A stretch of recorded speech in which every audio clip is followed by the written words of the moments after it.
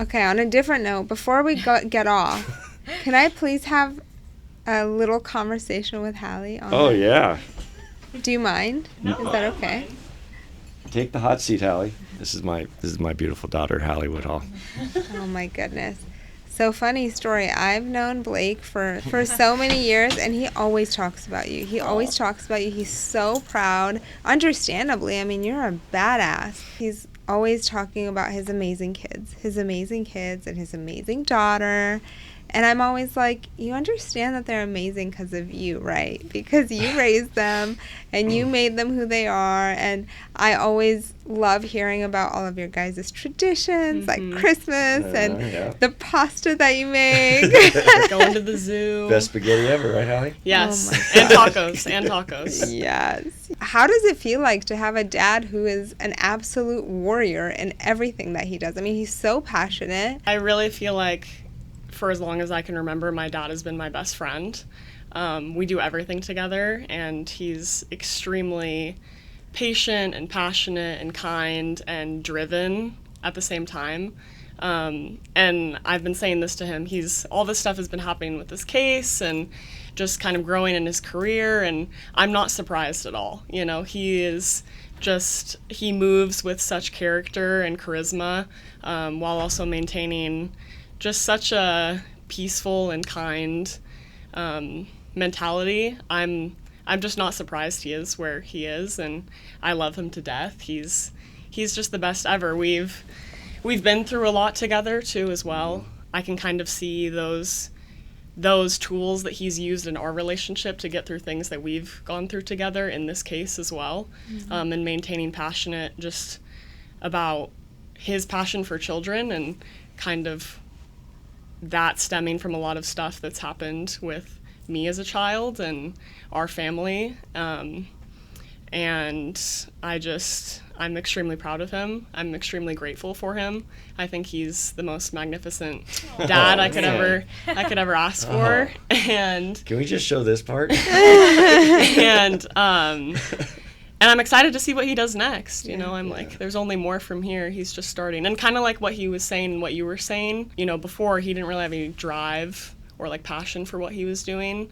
I can remember the years of our lives when he's like, Halle, don't become a lawyer. You know, never do this. I think when I met you, that's kind of where you were. You know, never do this, and I don't want to do this anymore, and it's just hard, and it's tiring, and dealing with the things we were doing. And I think this opportunity has made him realize I have a passion for this. I'm really good at it, and he is really good at it. I see him work every day, you know, and he can run mental gymnastics around anyone. Is that why you became a psychologist? Exactly. I got to keep up with him and understand everyone. Really, all I can say is I'm not surprised. He is who he is through and through. What you see on the camera is exactly who he is. You know, I've never seen a different version of my dad. He's always driven, shows strength, and he's given that to me. Yeah. Absolutely. Like you were saying, all of this is, or who we are is due to him for sure. What are the things you learned from your dad that you hope to pass to your children? He has a lot of sayings, and I think one saying that I will forever keep with me, we finish strong as a family.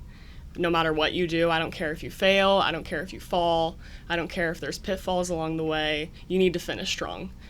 Whatever that means to you, you know. So I've always kind of maintained that mentality when I've had struggles in my life, and make sure we finish strong together. We go down swinging too. Yeah, we go down swinging. We might go down, but we go down swinging. I love that. Yeah. Like, you're going to fail, things going to happen, but we're going to take our hacks. We're going to go down swinging. Yeah, and I don't know, my dad has just taught me unconditional love. Like, truly, I think that I've always known I could tell him anything, no matter what. And have you always told him everything, no matter what? I hope not. Exactly. I hope not. The important things. The important things. Let's stay on topic here. Well, and that's important, you know, like, you're a kid and you're like, well, I could get in trouble for this or X, Y, and Z, or I don't want to tell Dad. You know, I always knew I could tell him anything, and he's going to be there for me as a pillar and as a rock in my life. And I think he does the same thing for his clients and as a lawyer. You know, he's a pillar. I really describe him to my friends as like a beam of light too, because he's just sweet as well. All of my organizational skills come from him too. Oh, yeah. He's taught me how to be organized and the importance of just being regimented a little bit in your life. That's super important. And and clean. And it was funny, like I'm applying to a new apartment and I've been emailing with the lady and he's been CC'd for some things because he's my co-signer. And he was like, I love this follow-up communication, Halle. Like, this is what we need to do to maintain relationships in any way. And that's so true. Like, I make sure to follow up when I talk to people. I make sure to sound respectful and kind and straightforward. I make sure they know where to contact me and how to. I just try to be very straightforward and open and kind in my life, and he's definitely modeled that behavior to me. So nice. You've contributed so well to the future of our society. This is good for me to hear, by the way. This is nice for me to hear. This is like a therapy session. It is. I mean, and it's true that, and I've learned this, that kids, you can tell them whatever you want. You can teach them whatever lessons you want to teach them. But at the end of the day, they're going to do what they see. Those are the habits that they're going to build, grow, and develop, except for in very, like, minute situations where parents are really screwed up and the kids are like, I don't want it to be anything like this. But so clearly, with all your kids, you know, you've modeled such an exceptional human being, and that's why they grew up to be who they are. Thank you. Are This you the is awesome. youngest? Middle. Oh, okay. Middle. What is it Middle like to be a and middle daughter. child? You know, it's funny, like everyone talks about like middle child syndrome, you know, like when you're the oldest, you're put on blast too much, and then when you're the youngest, you're coddled and you get everything, and then the middle kind of gets lost. And I do think sometimes that's true. I'm also like the only girl, and you know, you ask my mom and my dad, they're the she's the strongest out of all the boys, you know. So I think maybe I get a little bit of the middle child syndrome just because I've always been extremely independent. Way more than my brothers have been, but I don't think I've ever been lost by him or felt like, oh, I'm, you know, just stuck in the middle. But I'm also the only daughter, so I kind of win on that note too, you know. I'm like, there's already 2 boys, okay. I'm kind of a win-win there. But I have 5, and out of 5, I only have 1 who is oldest, 5, and the rest of them are all 2 years old. So there's no youngest. They're all the same. There's no middle child out of 5. My middle child definitely gets ignored sometimes. I mean, he's just kind of like very, I don't know. I do feel like he has the middle child syndrome. Mm-hmm. I think it's funny, like a lot of my roommates too are like younger or older children, and they're like, Halle, you're just like the epitome of the middle child. You know, you're a peacemaker and you're always chill and like always assessing the situation and just trying to come at it from like a level-headed perspective. So if that's the middle child syndrome, I'll take it. You know, I'll take it. Well, Halle's name is Halle, and it's the first part of Hallelujah.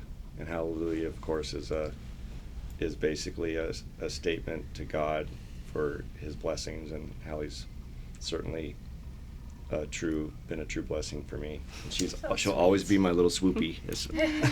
Yeah.